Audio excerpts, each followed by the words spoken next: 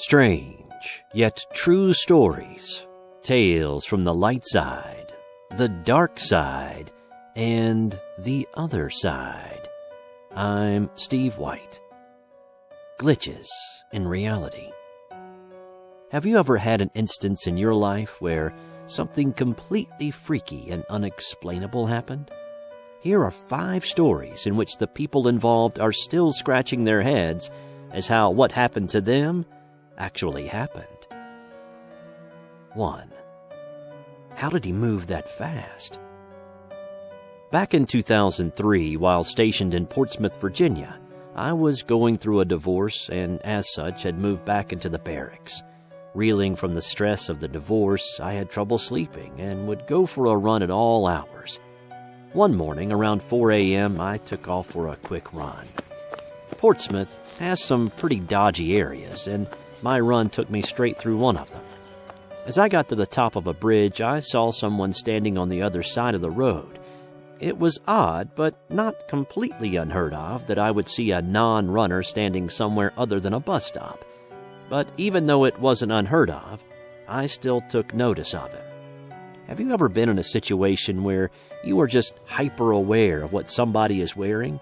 You have that crazy thought in your head that you may have to describe that person later? Well, that's what I was doing. I took a mental snapshot for sure. Well, he also watched me the entire time I was approaching, and as I got closer, he turned his back to me, but continued to watch me over his shoulder. Since I tend to become more friendly in awkward situations, I said hi as I ran past him, but I picked up my pace just a bit. He didn't look like he was out for an early morning run in the least. Once past him, I started to feel comfortable again and like I wasn't in any sort of danger. I continued my run, relaxing back into the rhythm of the pavement and my pace. There was an overpass over the interstate that I usually sprinted over to really get my heart pumping.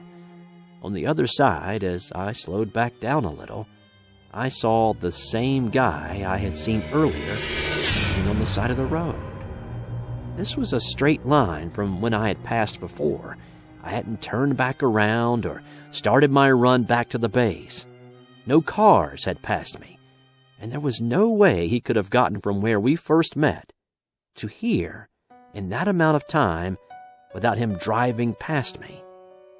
Again, being nervous, all I could say was, "Man, you're fast." He didn't say anything, but did the same turn the back, look over his shoulder thing as he had before. I kept looking behind me to see if he was chasing, and I also kept my eyes peeled forward to make sure he didn't get in front of me again. However, I did nearly sprint back to the barracks from that point, and without a doubt set a new personal speed record. I have never been so freaked out. 2. Did I attract him with my thoughts? I had a friend in high school whose name was Bob. Bob was a very nice guy, and while we weren't that close, we had similar tastes in music, and we shared CDs. This is in the late 90s, well before file sharing. Anyway, we eventually graduated, and I moved several hundred miles away to college, and we lost touch. When I left for college, I had one of Bob's CDs still in my possession. It was Beat by King Crimson. I listened to it lots of times, really good stuff. I simply love Adrian Belew on that album and loved the cover of Heartbeat on his Young Lions solo album later on. Now, anyway, I'm getting away from the story. Fast forward 10 years. I'd graduated college and was knee-deep in my career and finally saved up enough money and bought my first house.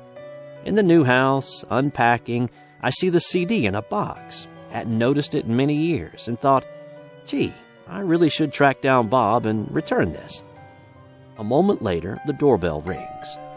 I answer it, and I kid you not, it's Bob. And after exchanging some hellos and how you doin' lines, he says, "Hey, you wouldn't happen to still have that King Crimson CD, would you?" I look down, and I'm holding it in my hand. I'm dumbfounded. I stutter and stammer about how I hadn't listened to it in years and happened to just open the box full of CDs, and there it was. He can't fathom it, and I sure as heck can't understand how something I haven't thought about in a decade, in a room with a guy I haven't seen in a little more than that, is in my hands at this precise moment. I hand it to him, and we talk a little while longer. We promise to keep in touch, and then he leaves. I haven't seen Bob since. To this day, I am still completely baffled. 3. The Quantum Cigarette. I was leaving work with a coworker who was going to give me a ride home. I'm a smoker, and he is not, so he definitely didn't want me smoking in his car. I asked if he wanted me to throw it away, and he said, "Nah, go ahead, finish it up." So I planned to do just that. As we stood, I was leaning against his driver's side door, and he was a few feet in front of me.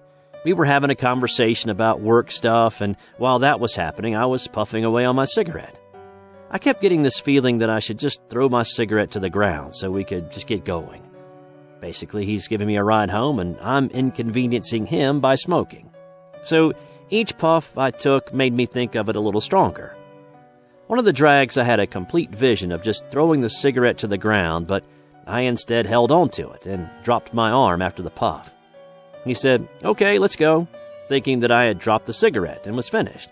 I said, "What are you talking about? I still have to finish." And I held up my cigarette for him to see.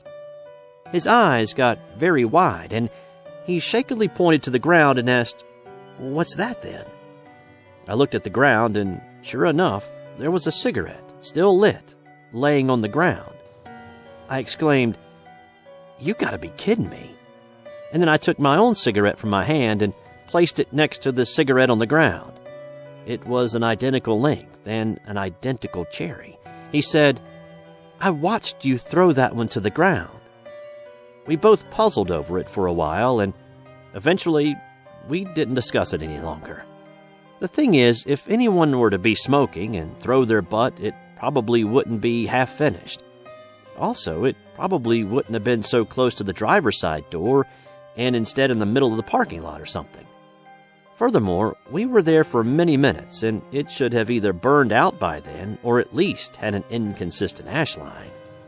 Regardless of all that, to this day, I believe that if I were to have bagged that cigarette CSI style, it would have matched my DNA. 4. The Delayed Message.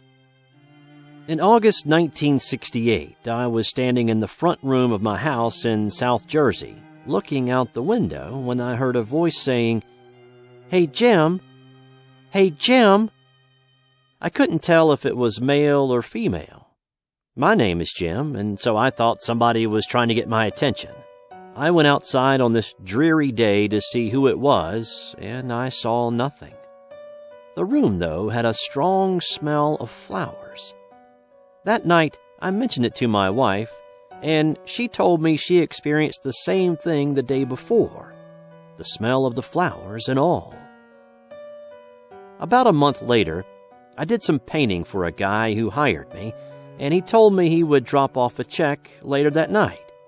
Sure enough, he came to the house that night, and I invited him in. After a little bit of conversation, he told us that he had been in our house 18 years prior, when his friend, Jim Smith, was laid out under the very window my wife and I experienced the voice and the smell. He went on to tell us about all the flowers that were present at Mr. Smith's funeral and were in that room. Jim Smith was killed in an auto accident years before, and he and his sister Mary were to move into the house on the day he died. Though she was still alive at the time, it was said she called out to him, not knowing about the unfortunate accident. Did my wife and I hear that message 18 years later? 5.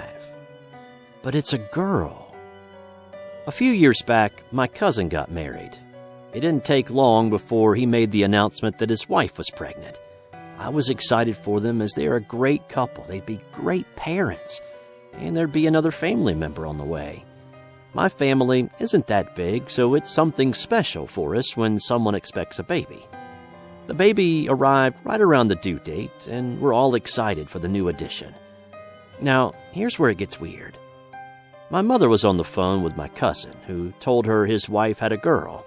I know this because they were on speakerphone for everyone to hear. So I was really very happy. There had been a long string of boys born into our family in the recent past. I talked to my cousin on the phone for a while, telling him how happy I was for them and when we could get together for a celebration.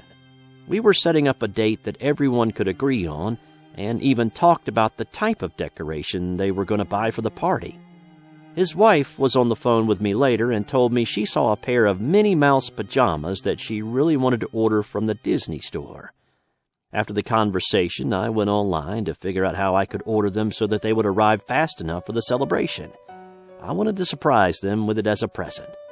I got the PJs in time and wrapped them up.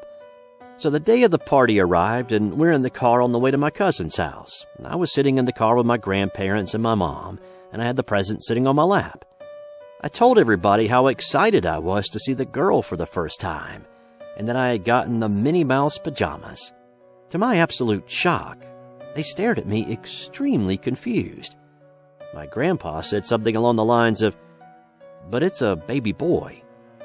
Not knowing what to say, I just asked, "What?" My grandpa repeated what he said. "It's a boy." My grandma and mom acted very irritated by the fact that I thought my cousin's baby was a girl. Let me say this. I talked to them myself. I talked about the girl several days after that phone call. My mom and grandparents talked for 2 days straight about what types of presents they were going to buy for the girl. I felt very weird, like I was in some type of hidden camera show. I started to laugh it off, as I really thought they were joking. A few moments of silence later, I knew they were dead serious. For the rest of the drive, I just stayed quiet and tried to battle in my thoughts about what the heck just happened. When I got to my cousin's house, I could see blue balloons on the door. In disbelief, I finally got to see what my mom and grandparents told me was, in fact, true. I saw the baby boy. Sat through the entire celebration being extremely confused and without a present, and not talking much. I found a lame excuse and mentioned that my order for the PJs was delayed and I'd bring it to them as soon as it arrived. I still don't know how all of this is possible, and it still feels wrong or like some alternate reality. This was the strangest thing to ever happen in my life.